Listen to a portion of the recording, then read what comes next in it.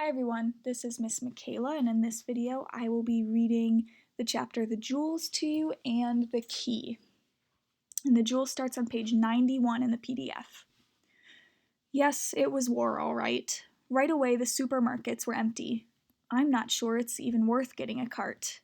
And here we have two women arguing. I saw it first. Let go of that. Come on, stop it, Margie's mom says. Mind your own business. What's her problem? Forget about it, Mom, Margie tells her. And then Margie's mom says, if stores were closed for a single day, you'd probably eat each other, and you call yourselves civilized people. If everyone took only what they needed, there would be enough to go around. And in the parking lot, how many boxes of rice did we get? 2. We'll go to the store across the street and try to get more. You never know. There wasn't much at the gas stations either. Do you have any jerry cans? Jerry cans? Why? Why do you think? To make strawberry soda. Don't talk to my mother like that. Every morning I have to drive 40 miles so that you can have a peaceful life. How am I going to do that with no car, huh? That's why I need the cans, for gasoline. Can you understand that? The car runs on gas. So Margie's family is fighting here because they're obviously upset with everything that's going on and they seem to be taking it out on each other. Look, I am sorry, darling. I've been running around the whole day. I've got a splitting headache. You know what? I'm just going to fill up the tanks and then we'll try to find a restaurant. I hope you're proud of yourself. After we made up, we went home with my father. It took us until 2 in the morning. We obviously didn't go to any restaurant. We don't fill cans, otherwise there wouldn't be enough for everyone. All right, too bad. But do you know what's going on? The press isn't saying anything.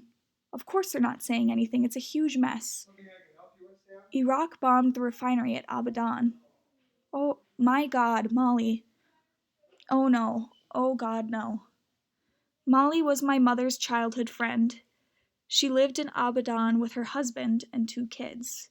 So they found out that that's what's been happening, and Margie's mom has a friend there. Quick, call them. Ring, ring, ring. No one's answering. I tried.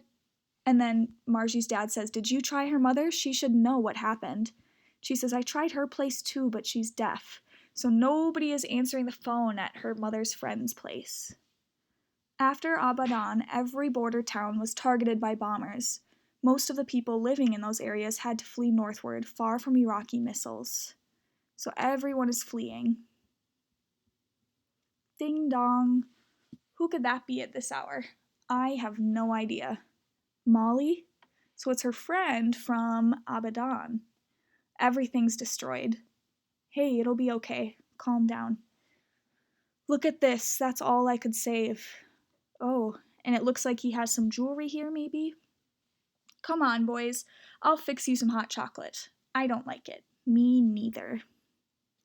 First, we went to my mother's house. We kept ringing the doorbell, but she's deaf. I'm sorry. No, you did the right thing coming here. That house cost $1 million up in smoke. Can you imagine that? My father wasn't so fond of Molly's husband. He thought he was too materialistic, meaning that he cared too much about the material things like jewelry and not about the people. They did have a really nice house. We spent our vacation there a few years earlier. The marble alone cost me $100,000. I see. So the dad's really concerned with money. Okay, here you go. Your bed is ready. Our house is your house. The kids can sleep in Margie's room. Oh, thank you, Taji. Yes, thanks. You two follow me. You don't have any toys? They ask her. And she says, no, I'm all grown up. I have books. If you want, I can read you a story. At my house, we had all the Star Wars stuff. I had a Darth Vader. Lucky you. Do you like Star Wars? I like Princess Leia. Layla? Whoa, she's ugly. Okay, now it's time to go to bed. Good night, kids. Molly and her family spent a week with us. That's how long it took to sell the jewelry and start over again. Molly's mother was bitter and hard to deal with, and deaf, but They were happy at our place. Then one day we went to the supermarket. God, what brats.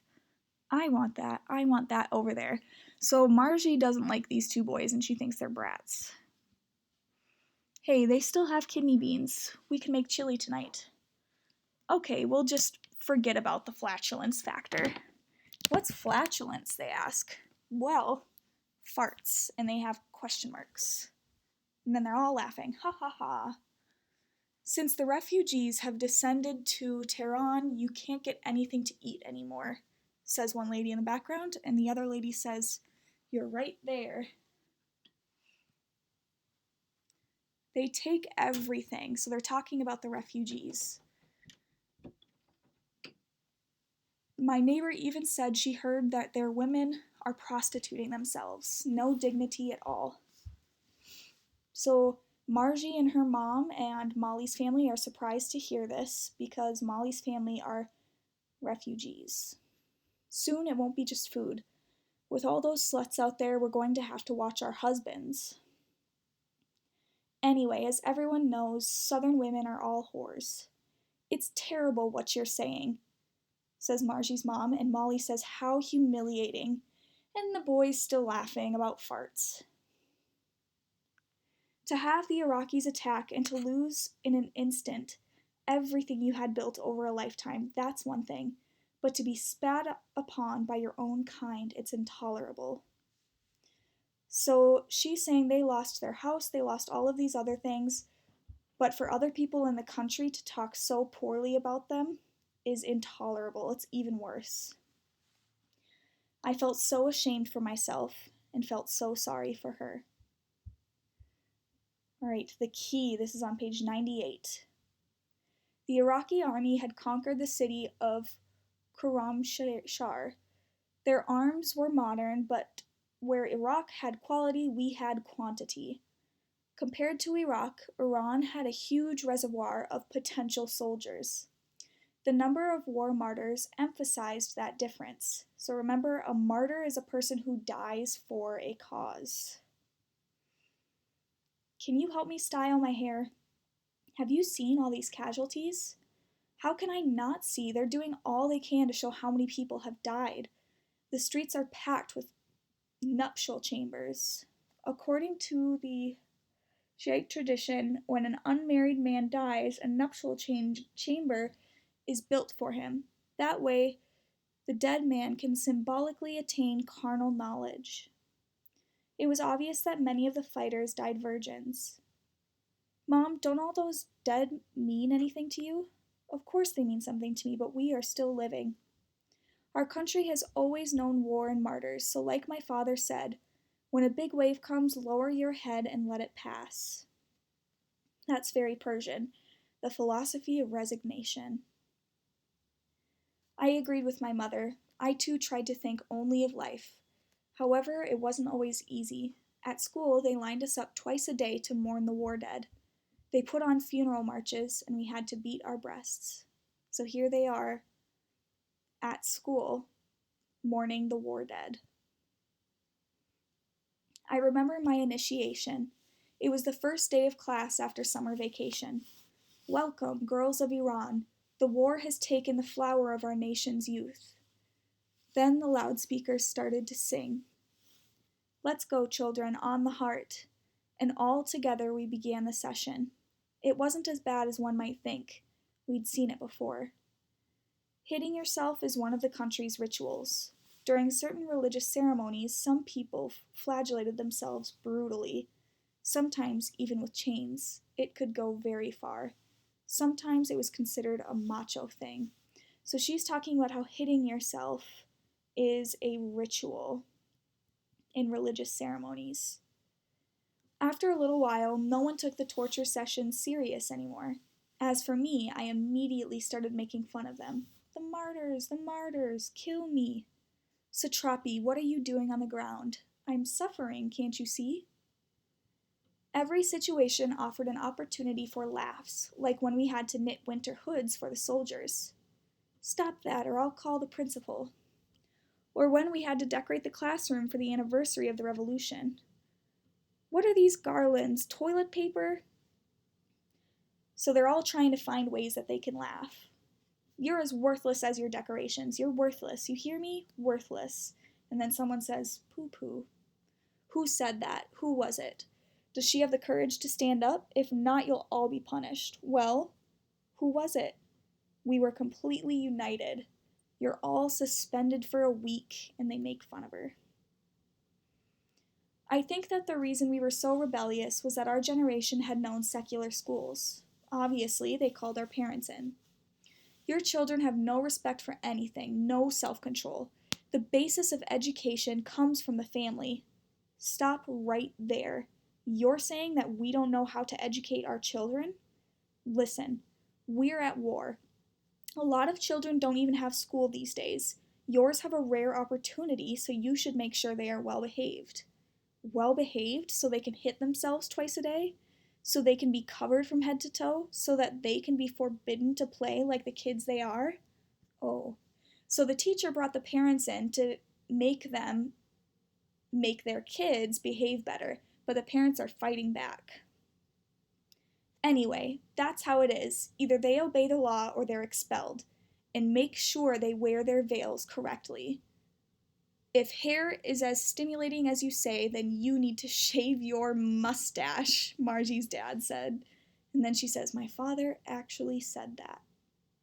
So he told this teacher that she needs to shave her mustache. Girls had to make winter hoods for the soldiers, but boys had to prepare to become soldiers. Hi, Mrs. Nasreen, you don't look well. Mrs. Nasreen was our maid. So tell me, what's wrong? You okay? No, my child, I'm not okay. You see this? It's a plastic key painted gold. They gave this to my son at school. They told the boys that if they went to war and were lucky enough to die, this key would get them into heaven. My God.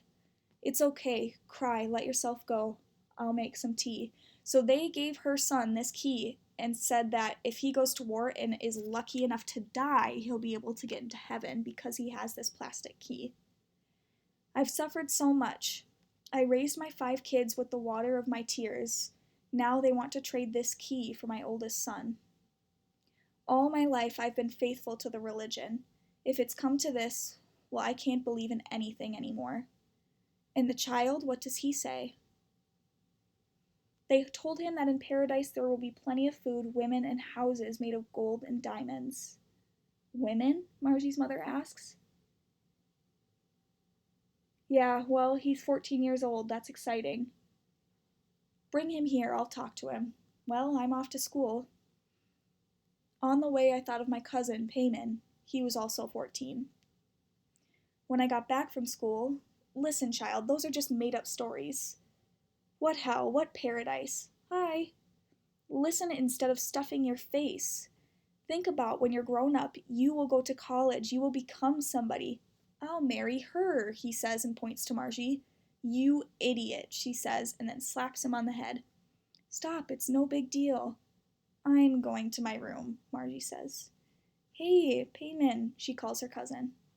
What? Next week you're having a party? I'll ask my mom. Tell me at school, did they give you the keys to paradise? Keys to what? So they didn't give them to him. He doesn't know anything about it.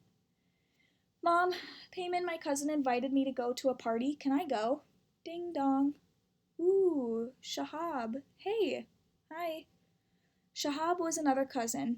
He hadn't been lucky. The war started just as he began his military service. They sent him to the front right away. I'm on leave. Come in, I'll make some tea. I was just talking to my maid. She said they're recruiting children for the front. Really? It's awful. Every day I see buses full of kids arriving. Shit, you see that? They come from the poor areas, you can tell. First, they convince them that the afterlife is even better than Disneyland. Then they put them in a trance with all their songs. It's nuts. They hypnotize them and just toss them into battle. Absolute carnage. So they convince these boys that going into battle will be the best thing ever, and then all of them go into battle and they die. The key to paradise was for poor people. Thousands of young kids promised a better life, exploded in the minefields with their keys around their necks. Mrs. Nasreen's son managed to avoid that fate, but lots of other kids from his neighborhood didn't. Meanwhile, I got to go to my first party. Not only did my mom let me go, she also knitted me a sweater full of holes and made me a necklace with chains and nails. Punk rock was in. I was looking sharp.